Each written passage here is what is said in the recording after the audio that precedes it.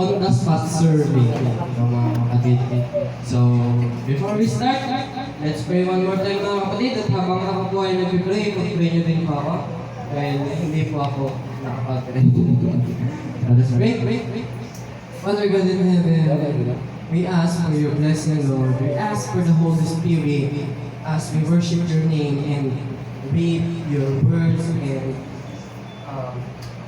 teach, Lord, your words to others. Lord, pour us the Holy Spirit na ang sabi ng Panginoon ay maramdaman namin at aming tumatakbo sa aming puso't isipan namin mapag-aaralan ngayon ng Panginoon. At sabi niyo mga Panginoon, ang iyong pangako kay Moses na kung kami ay hindi marunong magsalita, ay kayo po ang magsasalita tungo sa amin. Hide me, Father, in the cross of the Calvary to show Jesus Christ ang natin ng Panginoon. Nawala si Jesus ang makita at hindi po ako. At ito nawa pa yung magsalita tungo sa amin. Maraming sama sa langit, sa pangalan ng aming tagapagligtas na si Jesus. Amen. So mga kapatid ko, as we start, I have a questions. Dalawa lang ang ating father dito. Dito dahan siya kasi ang galing. So, see? Si Ma'am Hector pala. Sorry. I didn't see him. So, as a father, no?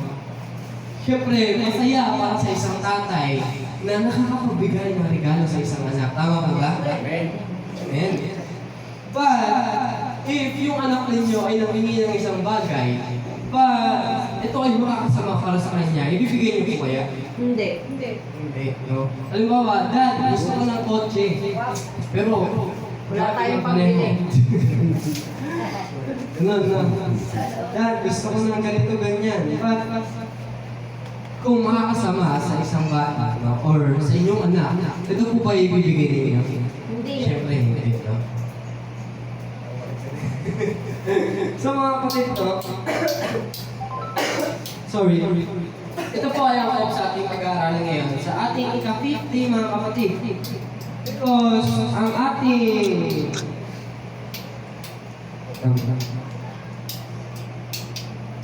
wala. Ang ating topic ay it-start sa buhay ng isang Kristiyano ng mga kapatid. Ito ay mula sa pangako hanggang sa pagbabagong buhay. Ito ay process by process ng isang buhay ng isang Kristiyano. By the way mga kapatid, ang ating key-text po ay matatagpuan sa Acts chapter 1 verse 4 to 5 and chapter 2 verse 1 to 4 and chapter 2 verse 37 to 39 and chapter 3 verse 19. Ito po ay bumubuo ng isang malino na daloy ng karanasan ng isang Kristiyano. In your own experience, mga kapatid, ano po ba ang flow ng buhay ng isang Kristiyano mula sa pagiging makasanlibutan hanggang sa pagsako at pagtanggap niya kay Jesus Christ? In your own experience, mga kapatid. So, paano paraan kayo naging isang bagong nilalang, mga kapatid? So, syempre, sabi ko nga kahapon, the Bible is our, ano ulit ang Bible? The Bible is our guidance and our mirror, mga kapatid. No? This is our mirror. So the more you read the Bible, the more you realize that you are a sinner, no, mga kapatid. So, ito ay nagsisimula sa isang pangako. So, syempre, nung tayo ay as a converted Adventist ng mga kapatid, paano ba tayo ma-convert?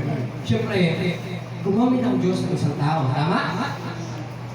Amen? Amen. So, gumamit ang Diyos ng isang tao upang tayo ay mapaanlahanan ng mga kapatid na merong isang Diyos na nagmamahal sa atin. Meron siyang Ama na hangga kang tanggapin kahit ikaw mismo siyang malikod. Ito mga kapatid. At ito ay magkakaroon ng ng pangako. So, kapag tayo ay inaanyayahan at tayo ay nag-start pagkakanahan, anong kadalasan maririnig niyo sa mga nagtutoktrina? Ang Diyos ay mayroong pangako sa atin, siya ay babalik, siya ay tayo ay ganyang isisi, no mga kapatid? Yan ang pangako ng ating Panginoon. So tayo ay related as a even born Adventist or converted Adventist, no mga kapatid? Ito ay nagsisimula sa isang pangako, sunod ay kapangyarihan. What is the power mga kapatid? Again, what is the power again? Ano nga yung kapangyarihan ng Panginoon na ibinibigay sa atin? The Holy Spirit mga kapatid. Ang kapangyarihan ng Holy Spirit ay ibinibigay sa atin ng Diyos, no? Ito yung bumubuo ng ating konsensya, yung bumubuo ng ating emosyon, mga kapatid. Ito yung nagiging dahilan para malaman natin yung tama at mali. And anong sunod? Susunod na ang kapag meron ka ng Holy Spirit, ano nang sunod?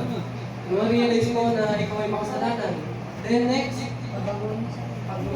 pagsisisi. Then pagbabago. Mga kapatid, magsisisi ka sa kasalanan na iyong nagawa. Then, syempre, part ng flow ng isang buhay ng Kristiyano as a stepping stone ay pagbabago. So ito ang pinakamahirap na step mga kapatid. Ang pagbabago. Mahirap talagang magbago lalo na yung mga traditions natin nakasanayan. So may kita mo yung mga dati mga friends na still doing the things, but ikaw syempre kailangan makita sa iyo na ikaw ay different from mga kapatid. Ikaw ay kakaiba. Kailangan makita sa iyo na, uy, itong tao ko, kakaiba to. Gusto ko siyang gayahin. Diba mga kapatid? So, ito ay blueprint sa atin ng Diyos mga kapatid. Ito ang blueprint sa atin para sa iglesia at sa bawat mananampalataya ng mga kapatid. So, hinihintay natin ang pangako ng Ama.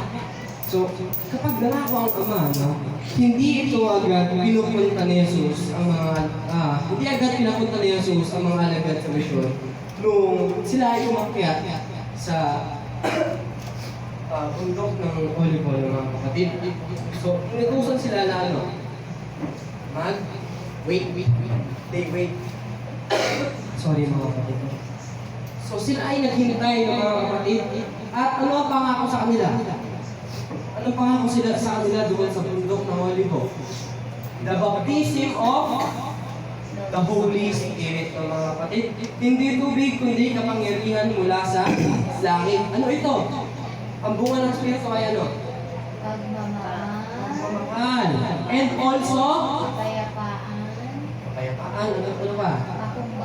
Pagmamabait. There's more mga kapatid. Ang bunga ng Espiritu, when you seek the Bible, when you seek the Scripture, and you search it, ay aral. Knowledge. Wisdom, karunungan. No? Ayan yung biyaya ng Diyos natin. So, hindi sapat ang kaalaman, posisyon, o sigla kung wala ang Espiritu Santo ng mga kapatid. Hindi sapat na matalino nga mag-preach, matalino sa Bible. So, just look at the pagan believers ng mga kapatid. They twist the Bible, they twist the truth. No?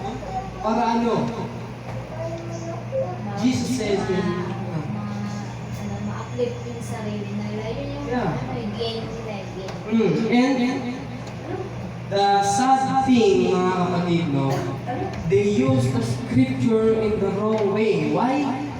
Because nag-aaral sila ng Biblia para lang sa sariling kagustuhan, para lang marison mo sila yung mali na ginagawa nila ng mga kapatid. So, it's a sad thing. At sasabihin ko na una. So, sabi dito mga kapatid, no? Hindi sapat ang kaalaman. Posisyon o sigla kung wala ang Espiritu Santo. So, it's useless mga kapatid. If nasa harapan, nag-preach, but there's no Holy Spirit ng mga kapatid. Hindi nakikita ng banal na Espiritu.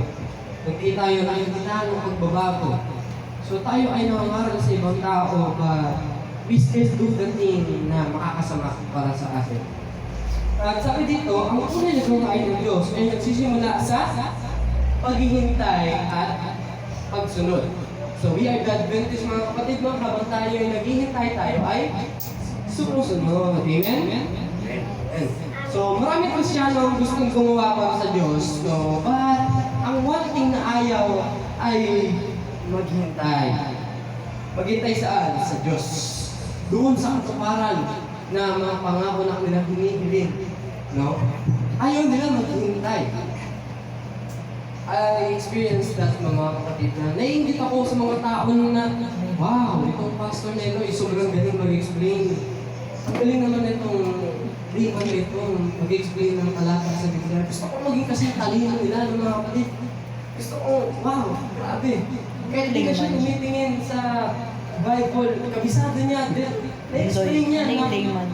No, why na yung isang talata? Isang talata o dalawa lang yung ginagamit, pero Lay minister. mapapalawak niya mga kapatid. Ha? Dati naiingit ako sa ganun. Layman, parang pastor. But God teach me Ano na pinagkaiba nun? just wait, no? Ang lima kasi. Gusto mo ng ganyang karunungan. You need to seek the scripture in your own self, no, mga kapatid. So, ang pagkatupad ng pangako sa Gawa 2 verse 1 to 4, if meron kayong malalakas sa inyong mga tabi ng mga kapatid, ay maaari na akong sabayan magbasa. So, sabi dito, sila ay napuspos ng Espiritu Santo. So, what is the meaning of napuspos ng Espiritu Santo? Ibig sabihin, nasakop sila ng Espiritu Santo. Nabuhusan sila ng Holy Spirit, mga kapatid, no? Nang sila ay nagkakaisa, nananalangin at nagkakatay, dumating ang Espiritu Santo sa kanila, mga kapatid, no? Sa pamagitan ng alin? Sa pamagitan ng alin na nagsimula ang pagdating ng Holy Spirit sa kanila. Ang sabi doon, sila ay naglipon at nanalangin, mga kapatid, no? That's why we are doing 10 days of prayer. That is the purpose. Baka mamaya hindi umabot yung prayer natin sa langit. Mamaya, nandiyan lang sa bukong nakahang yung ating prayer ng mga kapatid. Susundusin pa natin ang gusto sa itcha natin. No? Kailangan natin i-pull up yung prayer natin, no? Mga kapatid, the more the better, no, mga kapatid. Mas marami ang nanalangin, mas malakas ang prayer. At when it comes to heart, more big powerful, no, mga kapatid. Kaya, dito, yung ang 12 apostles ay sila ay nagkakaisa as a church, no? Sa atin, we can do you or united prayer, no, mga kapatid. Gusto kong gawin yun minsan sa pagtatapos ng Sabbath, but I don't have time, mga kapatid. Sa isa sila nag-aalisan. Gusto kong gawin yun minsan, but yung iba ay pagod na, yung iba ay uwi na. So, I don't have the opportunity to do that. I don't have the opportunity to do that, mga kapatid. So, ito ay may mga tanda, mga kapatid. Kapag ikaw ay naghintay, hindi ka lang basta naghihintay. Ang Diyos ay nagbibigay ng ng sign, mga kapatid. Tunog na parang malakas na hangin. Naranasan nyo na mag-pray na habang nag-pray kayo, Lord, pagkapagit niyo pala ng pangalan ng Panginoon, kikilabutan na ano. No? That's the Holy Spirit, mga kapatid. And yung isang tao na hindi marunong mag-pray, bigla na lang siyang nakapagsalita ng grabing haba. Diba? That's the conviction of the Holy Spirit, mga kapatid. Siguro danas niyo yan kapag kayo ay nagde-devotionals, no? When you pray in midnight, mga kapatid, kapag kayo ay nagde-devotion, personal na makikipag-usap sa Panginoon, nararamdaman niyo na kahit walang electric fan, parang may hangin. Malamig. That's the Holy Spirit. That's the Holy Spirit. Yung kapag pinag-pray, pag pinag-pray ka sa harapan, kutabitan ka magsalita. Pero pag ikaw lang mag-isa, no, mga kapatid, parang sobrang dami mong naiisip. That's the conviction of the Holy Spirit, mga kapatid. Dapat tayong matawa. Because the Holy Spirit is with us, no, mga kapatid. Amen? Amen. So, dito mga kapatid, no, sabi dito, mga dilang parang apoy. So, dilang parang apoy yung pag pinag-pray ka sa harapan, very short prayer. Very short prayer yung pag nung ikaw na mag-isa, nakakapagsalita ka ng malalalim ng words. Ang mga kapatid, look at the power of the Holy Spirit, mga kapatid. No? Na ibinibigay sa atin ng Panginoon kapag tayo ay tunay na tapat at tunay na itinalaga ang ating sarili sa Kanya. So, sabi dito, pagsasalita ng iba't ibang wika, kahalagahan ng mga kapatid. The 12 apostles ay hindi sila nag-aral ng iba't ibang language. Pero nung sila ay nagtipon at nag-pray, pagbuhos sa kanila ng Holy Spirit, they start talk ng iba't ibang language, mga kapatid. They start speak ng iba't ibang languages. Anong purpose nun sa tingin niyo? So bakit sila binigyan ng Panginoon ng kaalaman na makapagsalita ng iba't ibang language? Para ipangalan ng salita ng Diyos. Amen, mga kapatid, because the whole world is candidate for heaven, mga kapatid. Not just us, mga kapatid. Hindi lang tayo, kundi the whole world is the candidate of heaven. Sila ay kandidato ngayon, tumatakbo din sila para sa heaven. But sabi ni Mrs. White sa Spirit of Prophecy, we are walking in the narrow way. Ano ang narrow way? Mas makipot. Makipot na daan. No? And yung iba, kapag sila ay naglalakad sa narrow way, what they need, mga kapatid? Ano ang kailangan nila para makalakad sa narrow way? Pansamantala, ang English na. They need trust. They need pagtitiwala saan? Patience. Sa? Yes, patient. And they need to turn their eyes into Jesus, mga kapatid. Because ang dulo ng narrow way ay sino? Si God. Si Jesus, mga kapatid. He is the way, the truth, and the life, mga kapatid. Yun, pananampalataya. And according to the Spirit of Prophecy, Mrs. Y ay nag-vision na the cross ay paliit ng paliit. What is the meaning of that? Na paliit ng paliit ang cross? Palayo ka ng palayo. It means to mga kapatid na marami ang naglalakad. Marami ang gustong sumawid, but they fall. Because they don't turn their eyes on Jesus, to mga kapatid. Hindi nila idiniretso ang tingin nila kay Jesus. That's why they fall. Sila ay nahulog. But if you turn your eyes into Jesus, sa Kanya ka lang nakatingin, you can walk the narrow way, mga kapatid. Unto the ends, mga kapatid. So, sabi dito, ang Espiritu Santo ay hindi lamang emosyon. That's true, no, mga kapatid. Baka mamaya, na-convert lang tayo dahil sa, wow, napakaganda ng awakening. Tumago sa akin. Wow, napakaganda ng kanyang prayer. Uy, nasapal ako ng kumahan dun sa sermon. So, it's not about feelings ito, mga kapatid. So, patuloy kaya tayo na mag-serve kay Lord. If minsan, ito, nangyayari talaga to. Hindi mo ma-feel yung Holy Spirit. Nagpipray ka, but walang desire sa puso. Nangyayari yan minsan, mga kapatid, na yung, did I do anything? Kahit wala kang, sa tingin mo wala kang ginawang kasalanan. In your own perspective, no? Parang wala ka namang ginawa. Yung nasa bahay ka lang maghapon, pero wala ka namang ginawang kasalanan. But, walang desire sa puso. Parang nakakatamlay. Patay, no? In short, patay. Why? Bakit kaya nangyayari ito minsan, mga kapatid, no? Kasi in my own experience, ito ay nararanasan ko rin. Na parang, natry niyo na ba, mga kapatid, na magkaroon kayo ng pagkakasala, then after nyo gawin yung kasalanan, ihingi nyo agad ng tawad. Parang, hindi ka magtawad, nakaka-guilty. Parang nakaka-guilty humingi ng tawad sa Panginoon kapag kakatapos mo palang gawin yung kasalanan, no? Sino nakaranas nun?